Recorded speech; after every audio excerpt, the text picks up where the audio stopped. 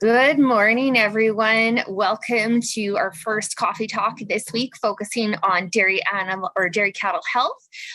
Today, we'll be looking at perspectives on outdoor housing brought to us by Dr. Anne-Marieke Smid. Hopefully, if my slides were behaving, you noticed some background on Dr. Anne-Marieke Smid and our two facilitators, David Weens and Clem Nash. They will take over for our discussion following the presentation. And in order to keep this short and sweet, I am going to have Anne-Marieke share her presentation here right away, and she can take over. And please use the Q&A for any discussion or questions. You can start submitting them as soon as you have a question. You can upvote them as participants. And if you're needing a reminder, just look in the chat. The instruction will be posted there as well. So welcome, everyone, and thank you for joining us. Anne-Marieke, it is all yours. Thank you, Jody. Can everyone see and hear me and see the screen? Yes, ma'am. Okay, awesome. Thank you.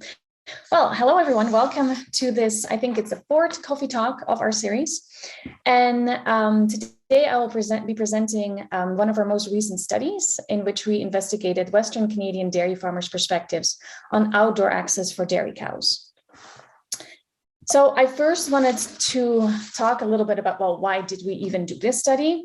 Well, we know that from other studies conducted in Canada as well as in Europe, that dairy cows have a partial preference to access the outdoors. And with outdoors, in this sense, we mean pasture, but also alternative outdoor areas such as outdoor sand packs and outdoor wood chip packs. And we also know that the public views outdoor access for dairy cows as important for animal welfare. And they often refer to elements such as increased space allowance and freedom to perform natural behaviors, such as grazing, as important benefits for these animals. At the same time, we know that approximately 20% of the lactating dairy cows in Canada and the US have access to pasture, which you could say is a little bit in contrast to the preferences of the dairy cows and the public. So naturally, the question arises as to why that is. And interestingly, we didn't find any literature on the perspectives of dairy farmers on outdoor access, at least not in Canada or the US. So therefore, we wanted to understand Western Canadian dairy farmer views on outdoor access for dairy cows. And the aim really was kind of split in two main parts. The first one was to understand Western Canadian dairy farmer views on their reasons, or actually their reasons to provide outdoor access or not to provide outdoor access. And the second part was to understand the perspectives of Western Canadian dairy farmers on the perspectives on different stakeholders as they relate to outdoor access for dairy cows. So what do these Western Canadian dairy farmers think that the general Canadian dairy industry thinks about outdoor access for dairy cows? What do they think dairy cows, do they think that dairy cows like to get access to pasture or alternative areas or not? And also, what do the Western Canadian dairy farmers think that the public thinks about outdoor access for cows? So we really, in that sense, asked the why question. So this was a purely qualitative study.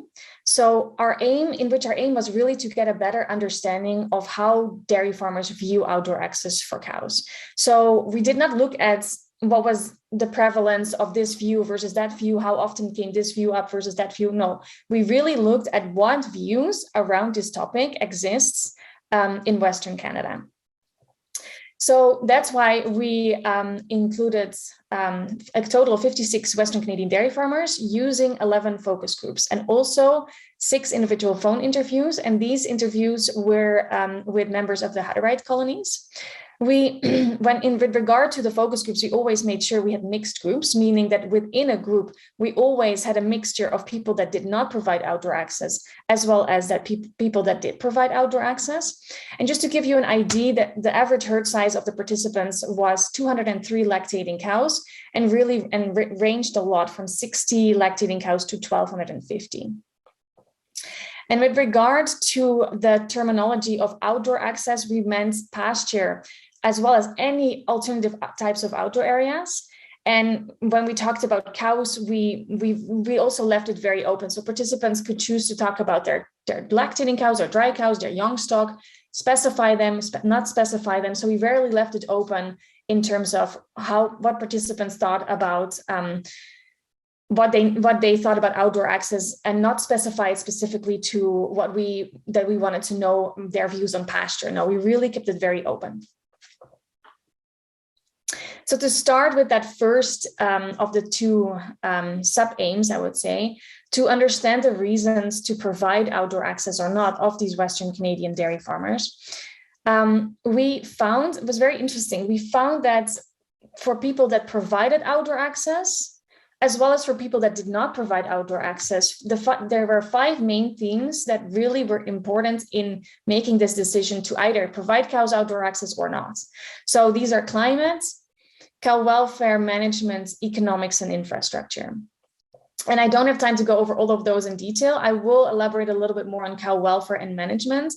With regard to climate, it was very much like, are the outdoor or are the climate conditions conducive to outdoor access, or are they not?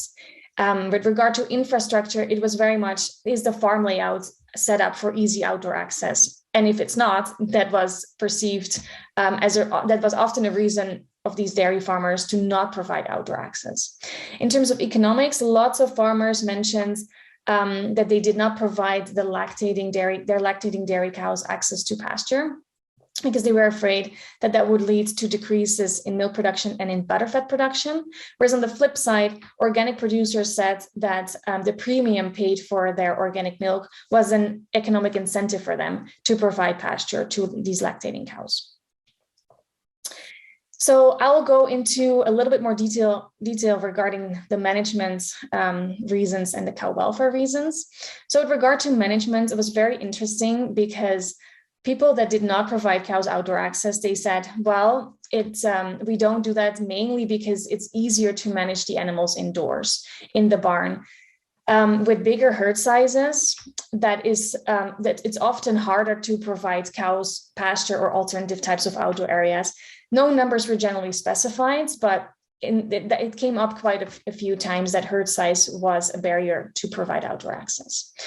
People also said because you can control the indoor environment much better, you can provide a more consistent environment to these animals, and that led to a better routine for the animals, which was perceived as important for animal welfare, which kind of spills over to the next part.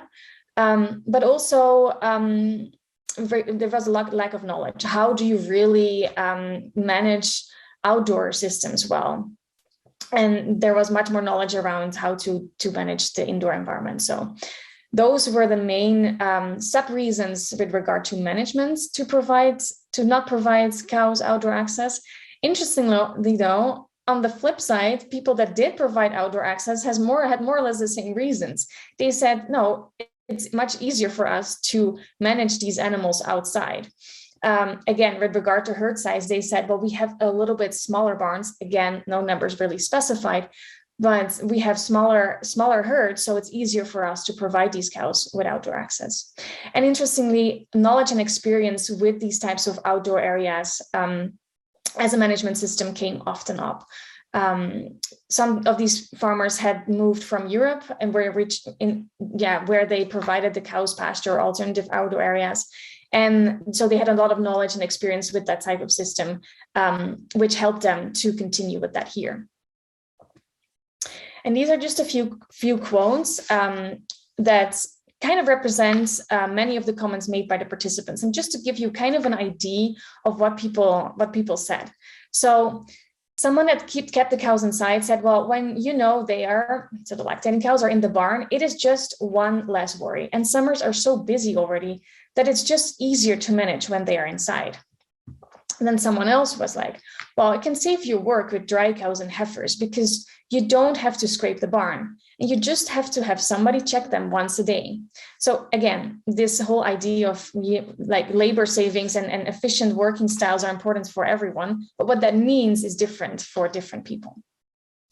So then with regard to cow welfare, reasons to not provide the cows outdoor access and to keep them in the barn revolved around health, the preferences of dairy cows, care, and nutritional needs. So people thought some people thought that they could keep the cows healthier inside the barn.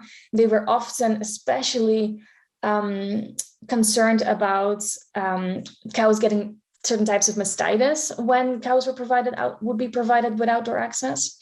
They also thought that cows prefer to stay indoors, especially in the modern barns that are so well designed and are really catered to meeting the cow's needs.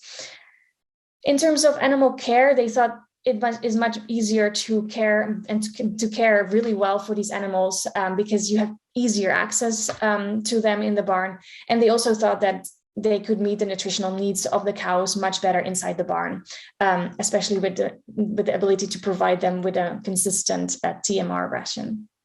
On the flip side, interestingly, also health came up as an important reason for some farmers to provide outdoor access, and especially with regard to lameness. The positive benefits of pasture were often mentioned.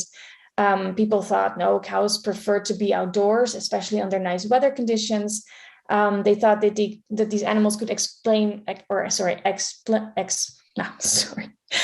these animals could express their natural behavior much better outside. And they also thought, well, the quality of the outdoor environment is much better than the indoor quality, at least at their farms. Again, some quotes. Someone said, well, they got the benefits of the fans and the misters and everything else that keeps them cool. And we have sand bedding. I think they're just as comfortable inside as they are outside.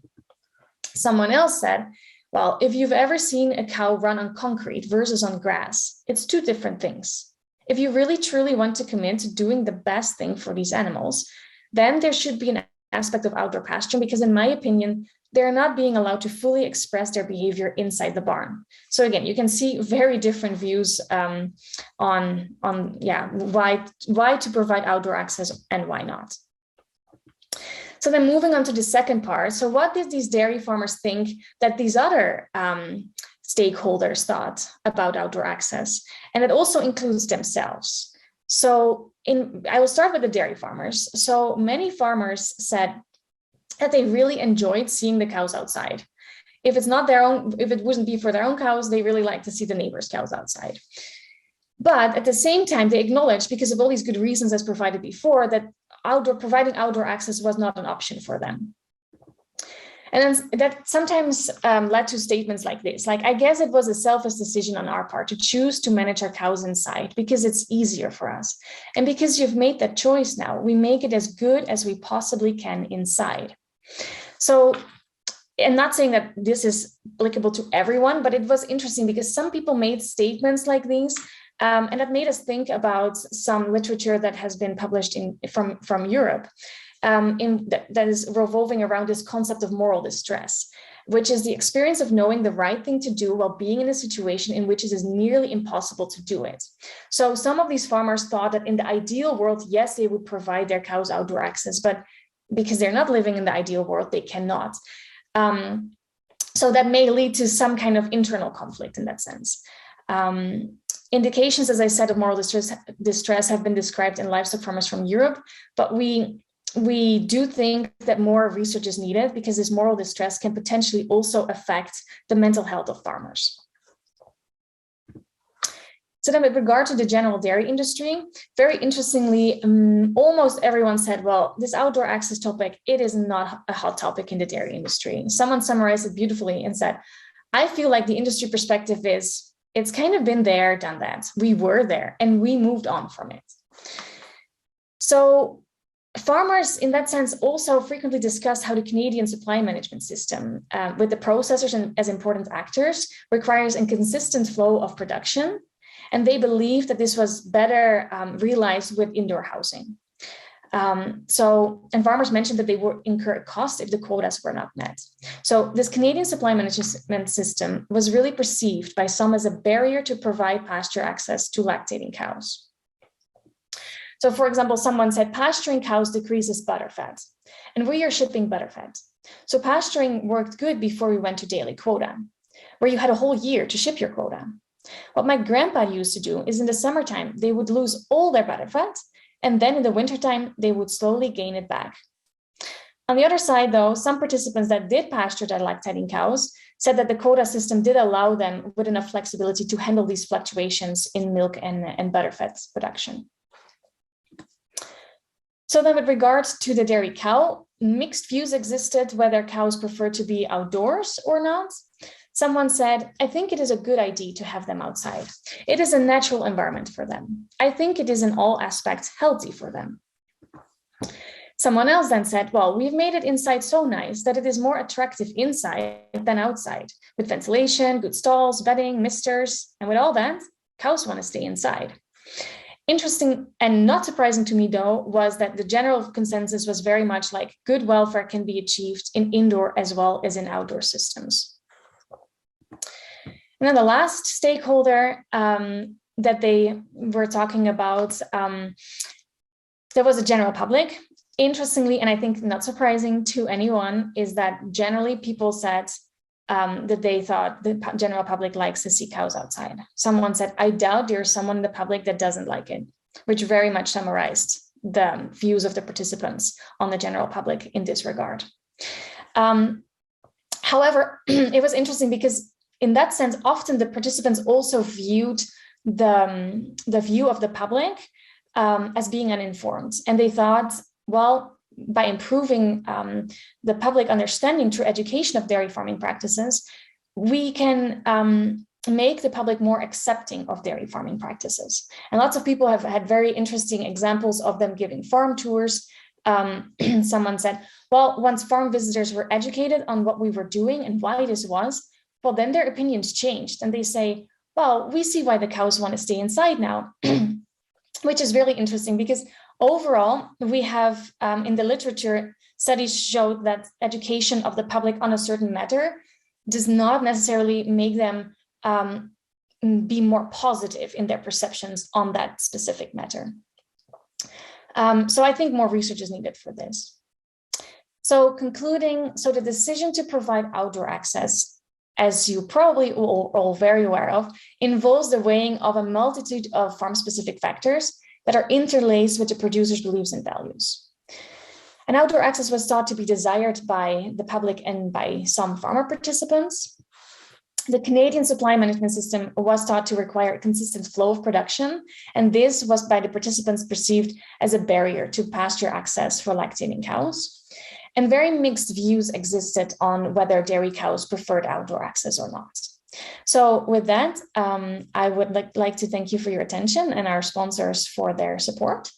And I'd be really happy to take questions, but also to hear your views about these types of studies. And yeah, if you have any feedback for us who are doing this work.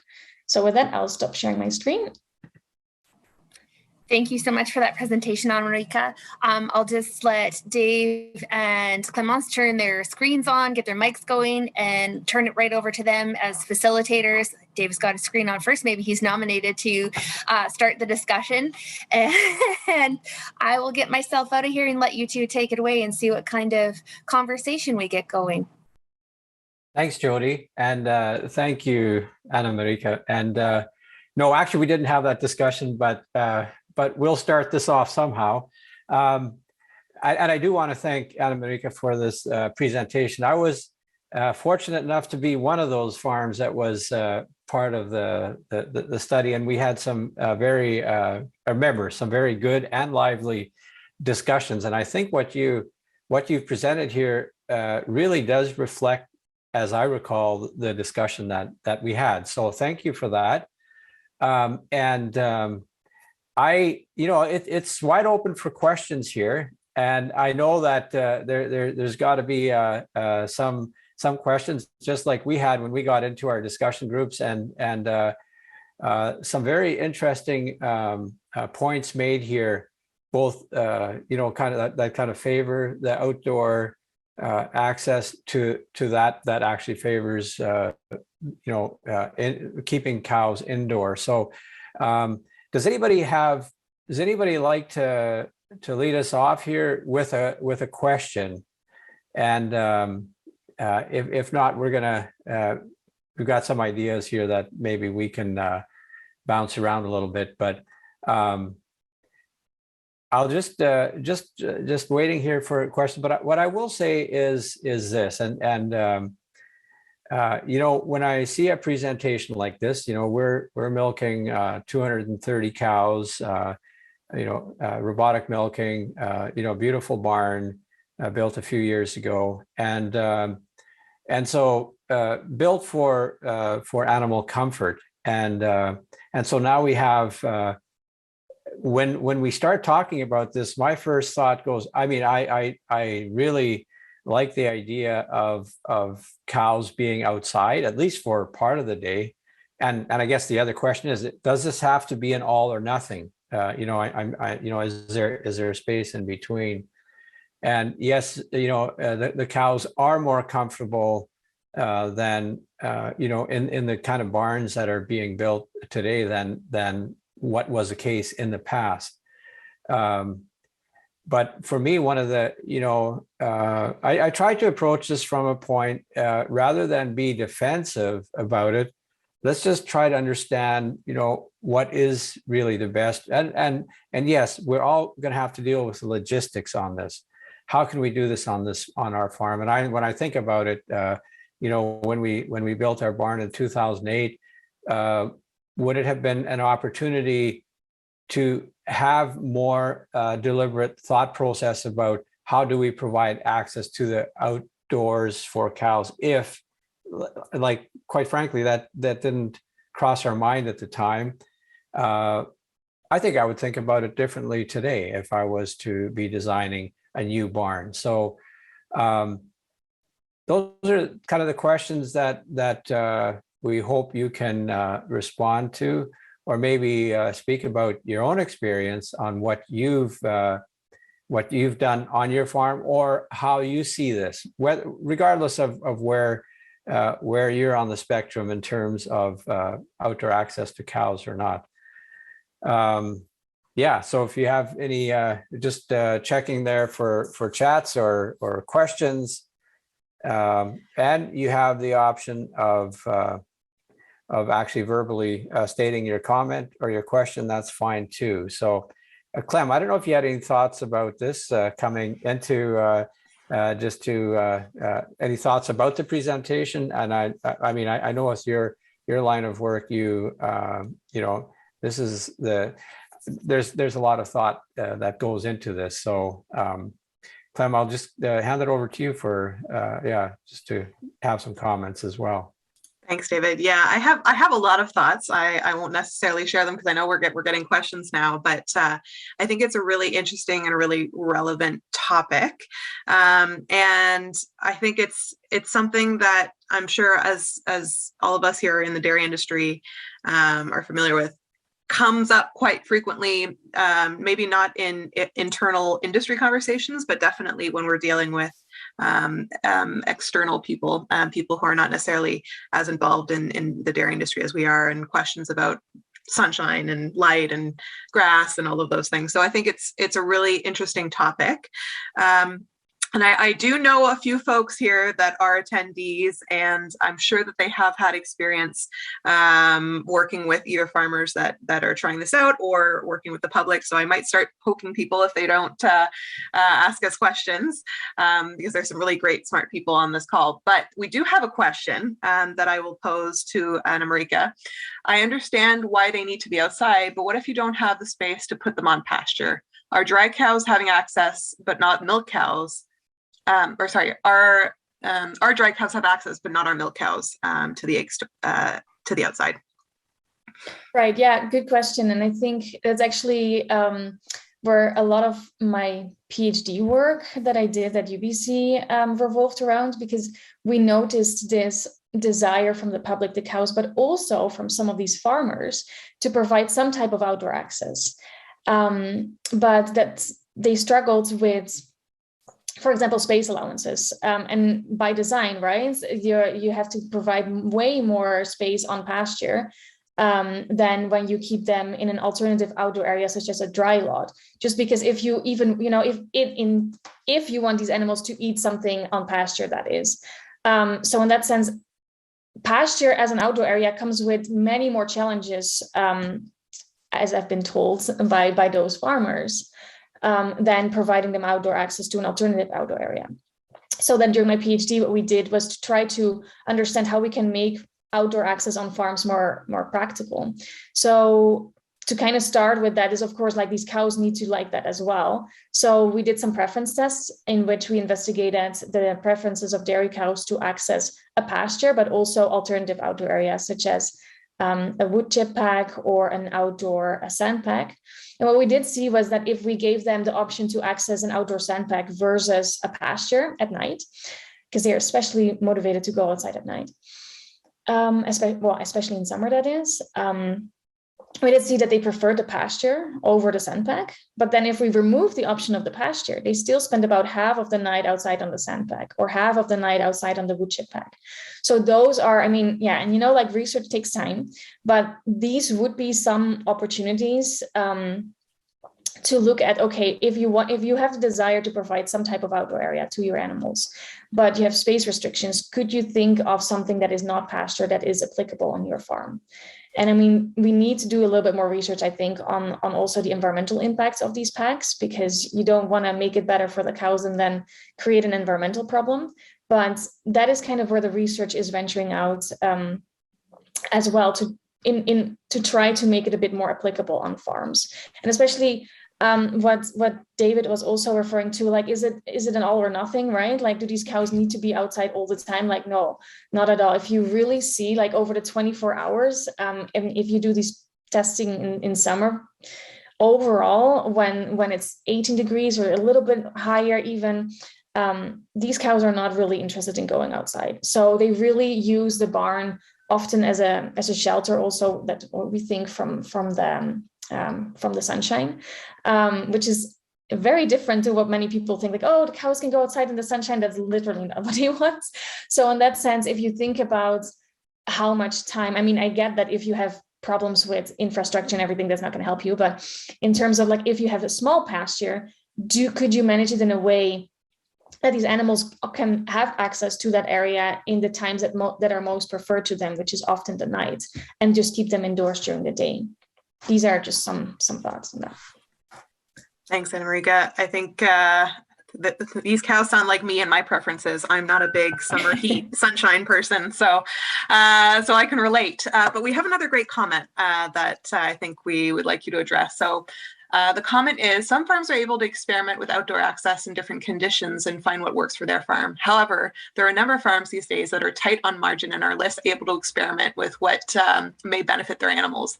These farms need approaches that have proven success. So the question is, how can we approach this successfully? Yeah, that's a very good question. And I think the one main thing that I think is not go one, like, you know, from zero to everything.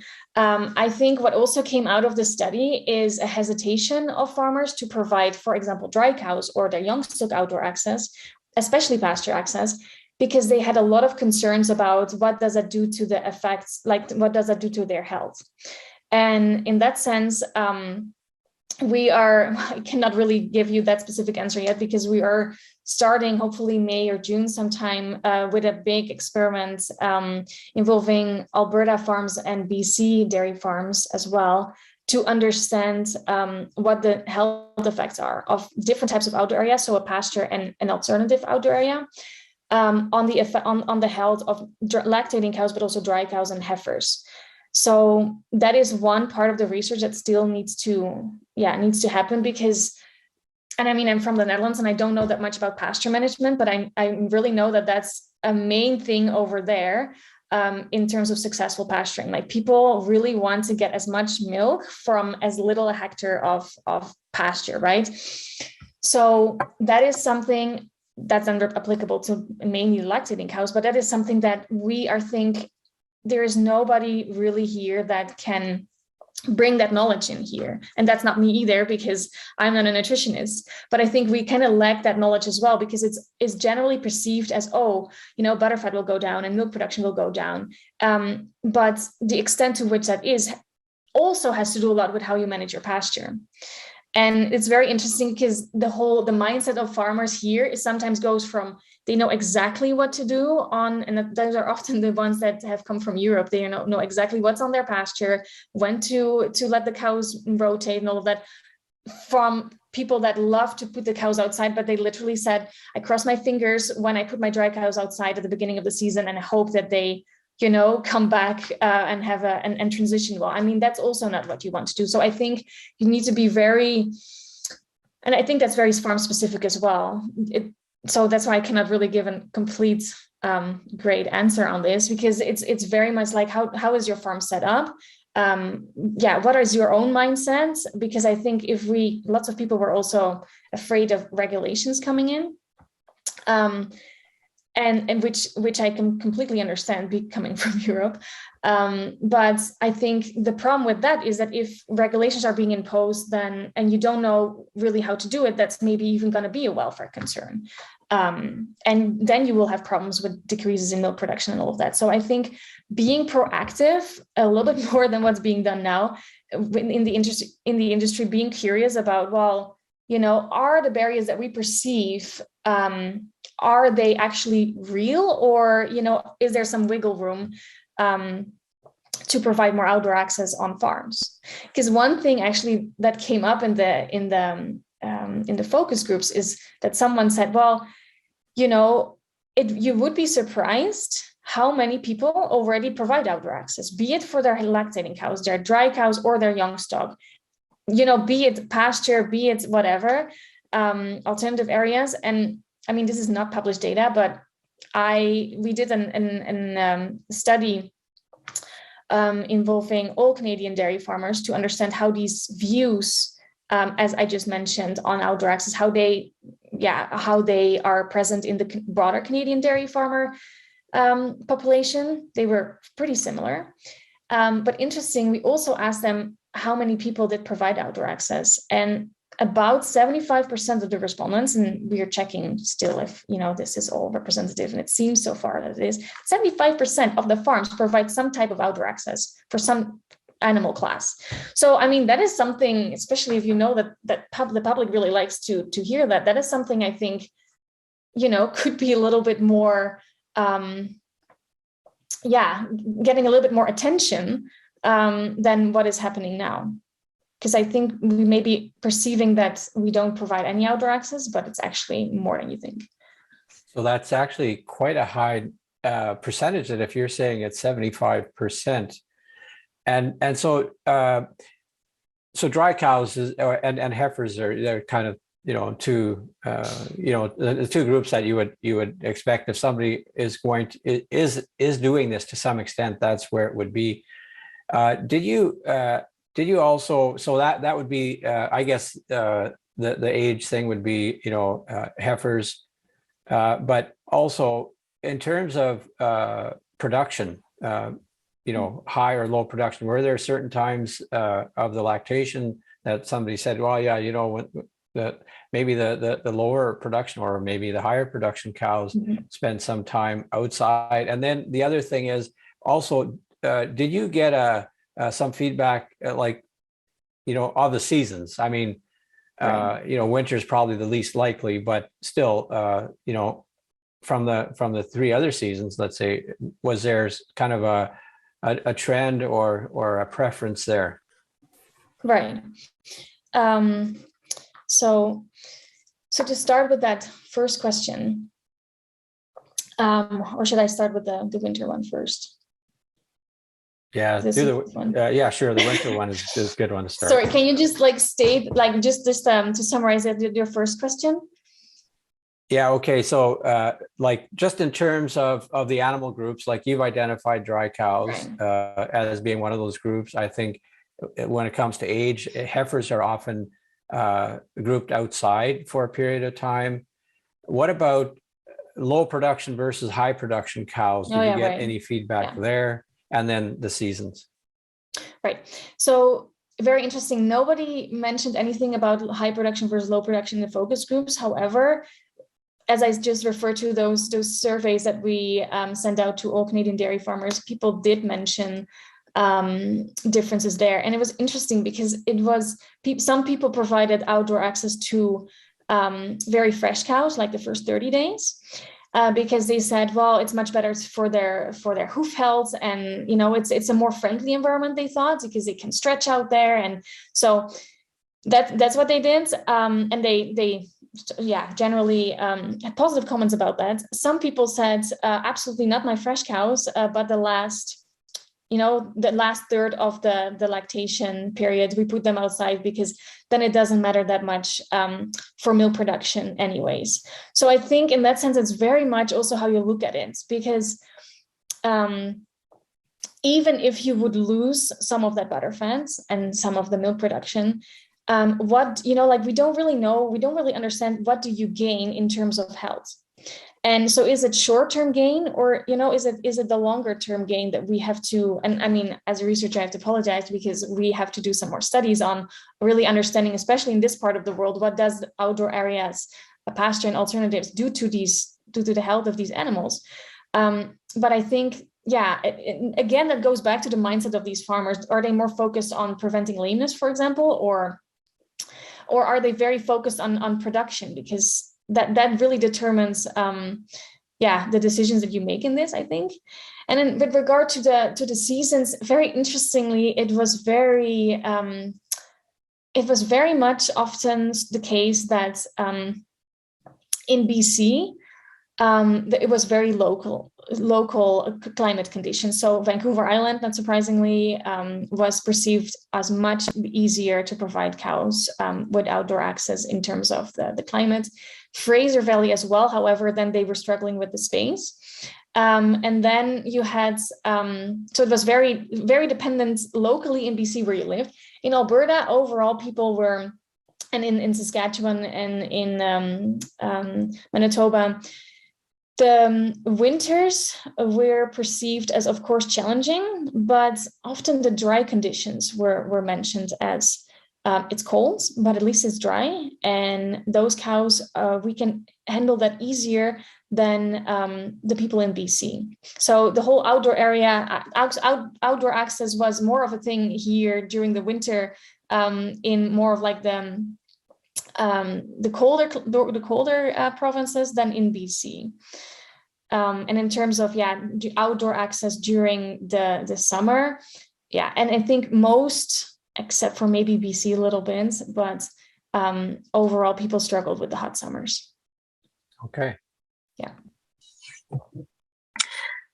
Anne-Marieke, I have a quick question for you. So two questions that are two very different questions. And please, anyone else, feel free to raise your hand or add a question to the Q&A for questions. So one is, you mentioned that that a certain survey said about 20% of producers gave, maybe I'm confusing things here, gave farmers, like actual number of producers surveyed, about 20% of them gave access to the outdoors. But then when you asked producers how many people they think in the industry provide access, then that goes up to, I think, 75%. Is that correct, where it's like actual versus perceived? Because there might be a difference. Sorry.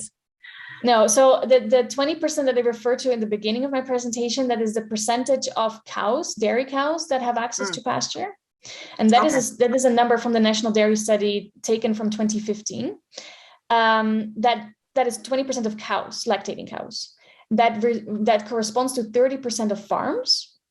And then we are doing kind of a follow-up study on the National Dairy, the National Dairy Study, but the part of the National Dairy Study that looked at outdoor access practices, because it was not that elaborate in the National Dairy Study, but we kind of took that outdoor area, that questionnaire, and elaborated on it to understand what the current practices are. And instead of just looking at pasture, also looking at what are the other environments that people give their cows or their dry cows or their young stock access to.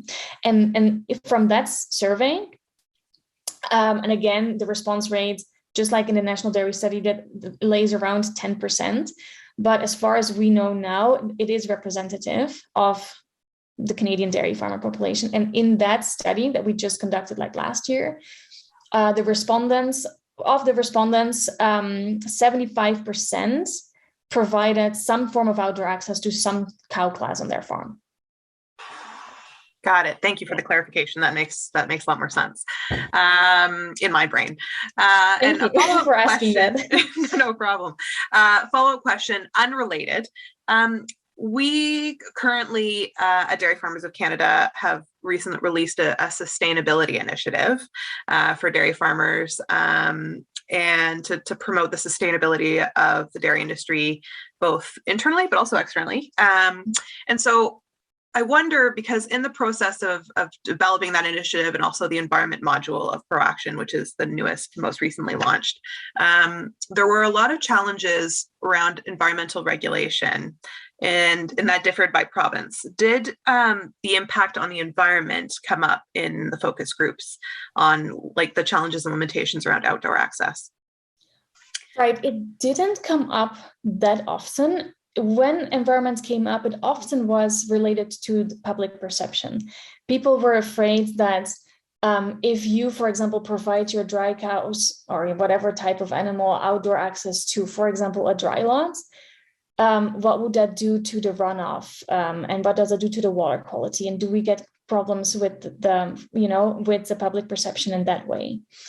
And they also often mentioned, the participants often mentioned, yes, we do have, lots of animal welfare concerns that the public communicates to us. However, some of them expected that environmental sustainability was going to take over concerns about animal welfare in the future. Interesting. David, do you have any thoughts on that? Yeah. Yeah, I was just, when it comes to the sustainability goals and so on, especially, considering, DFC has set 2050 as being carbon neutral. And so then the question comes up for me is, how can we accomplish that? Or can we accomplish it better with the cows inside versus outside? Or, anyways, that question does come up because those are the kind of challenges that we're being faced with. Right. Yeah. And I think that's a very good question, of course. And the first thing I think or the main thing maybe would be that, I think that's a great goal of the net zero in 2050. But I would say if you just focus on that environmental aspect, and not look at animal welfare or other societal concerns, then I'm not so sure. Sustainability very much also involves, of course, environment, but also the societal concerns. And I mean, if you really go the route of, barns in which, we have a few of those in Europe, or we have quite some of them, in certain parts of Europe as well, in which the cows are being housed indoors, and because it is so controlled, then the ammonia and all of that can be captured better, and therefore the emissions are lower. The question very much is, and I would predict it's not going to be very socially acceptable to house the animals like that. So that is definitely something to think about. I would just also say that I think there are many more people in the Netherlands and especially in the Netherlands, I think, that have in Wageningen, for example, they are studying, there's whole groups of people studying how to make outdoor access in pasture, and specifically how to make them more environmentally sustainable. And I think with pasture, you have different opportunities, but also different challenges. So like the whole emission from ammonia, for example, is lower because on pasture, these animals are roaming around. So the feces, like the solids and the liquids, do not often, in that sense, get mixed, which provides some opportunities for lowering emissions. But on the other hand, you have all these patches of manure that have not been spread out that much. So that it just poses different issues, but also opportunities. So I'm not the right person to really say, it is more environmentally sustainable or not. But I think the different systems pose different challenges, and they can both be made more environmentally friendly and sustainable. So that shouldn't necessarily be a barrier at all, is what I think is what I'm understanding you're saying here. So yes, yeah, no, that's really good.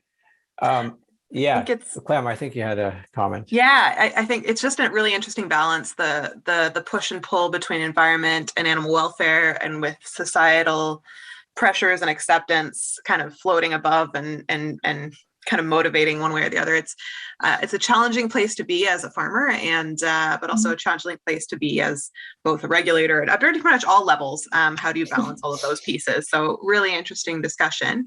We do have another question completely unrelated to the environment, if we're okay moving on from environment. And this one is relative to lameness. David, are you okay that I present the question? Yeah, for sure. Go ahead. Perfect. So the question is, if a producer was struggling with lameness, would allowing cows outside access improve mobility score? If so, is there a specific amount of time per day, per year, et cetera, that would be needed in order to see the benefit? Right. That's an interesting question. And if that person wants, I can send in or her a specific or a few papers on that, because one of the studies that have been done was with in which they investigated exactly this, was on housing lame cows or indoors in a freestyle barn, concrete flooring, or for 4 weeks outside on pasture. And after those 4 weeks, what they saw was that the cows that had been housed indoors, their lameness scores got a little bit worse, whereas the ones that were put on pasture, so this is 4 weeks, they improved their lameness scores. So yeah, in a short amount of time, if you put them, and that was indoor house 24/7 and outdoor on pasture house 24/7. So if you give them 24/7 within 4 weeks, at least according to that study, also depends a little bit on how lame they are. But within 4 weeks, you can expect to see a good improvement. Thanks for that. Yeah, there's another thing I was thinking about. Earlier we had the question about or the comment about margins and how it is pretty tight, and then to try something like this, it may be kind of risky, especially if it somehow impacts production. And so then we have so it'd be interesting, and maybe as much from all those of you who are involved in the call, just in terms of, if we run into problems, if we're trying this more outdoor access, we run into problems, why is that? Like, we say, well, it's just too hot in summer. Cows don't want to be hot. But are there other mitigating actions that we can take that might make that okay? Where, well, okay, so let's say that summers, daytimes are hot, but there is access to some kind of a shelter or whatever. Is that a consideration? And I guess part of the question then also becomes, do we? And I don't know if you got a sense of that from the discussions that you had. Are there some that say, I ran into trouble here without changing anything, just stopping the practice? Or are those that are saying, okay, we ran into a problem, what do we do about this? Can we mitigate it? And also, can I bring in outside help or expertise to kind of guide me through this, rather than just trying to figure all these things out on my own farm by myself? Right. Yeah, I've heard people being very excited about the idea of giving their cows, be it dry cows or lactating cows, access to pasture. They tried it and it was a disaster, and they were like, never that again. So, I mean, and I wasn't there, obviously, and I don't know exactly what happened, but to me, that's that is basically why I would say be careful with, going from 0 to 100, because it does definitely pose challenges. I mean, especially if you're used to indoor housing, then this is going to be a challenge because it's different. And I really like what you said about, is there expertise from external expertise to bring? I don't think there is that much. And because lots of people also said, well, I mean, I asked my nutritionist, but he or she doesn't know anything about that. So that's why they feel more comfortable, which I totally get, in helping me improve my TMR ration or whatever. So I think that there is a lack of that, and especially because lots of participants also said, well, we like to provide our cows, or dry cows, for example, outdoor access. What does that do to their health? We're gonna hopefully, get some answers on that in the next few years. But also, what does it gonna do on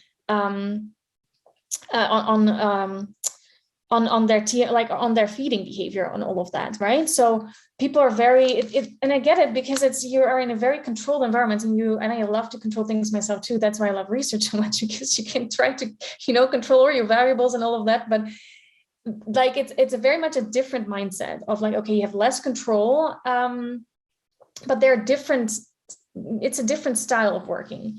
And if you're looking at, if you want to provide your cows outdoor access, but you're very, you're afraid of this drop in milk production. I mean, the whole thing is, nobody has said that you cannot feed TMR anymore, right?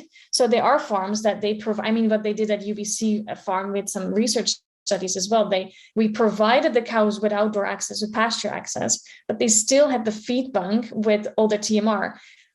I mean, their intake dropped a little bit, I think around 2 kilograms a day, but it was like it was almost like we said, it was kind of the ice cream stomach and for pasture, right? So they filled up a little bit on pasture, but that was just more maybe because they just liked it, and it was not really that they ate a lot, like a significant amount on that pasture. And it's more, and they did a study on especially this, and in terms of milk production, if you provide the cows with a TMR during the day, and during the night they can go outside, or they are housed outside, there was no difference in milk production in that sense.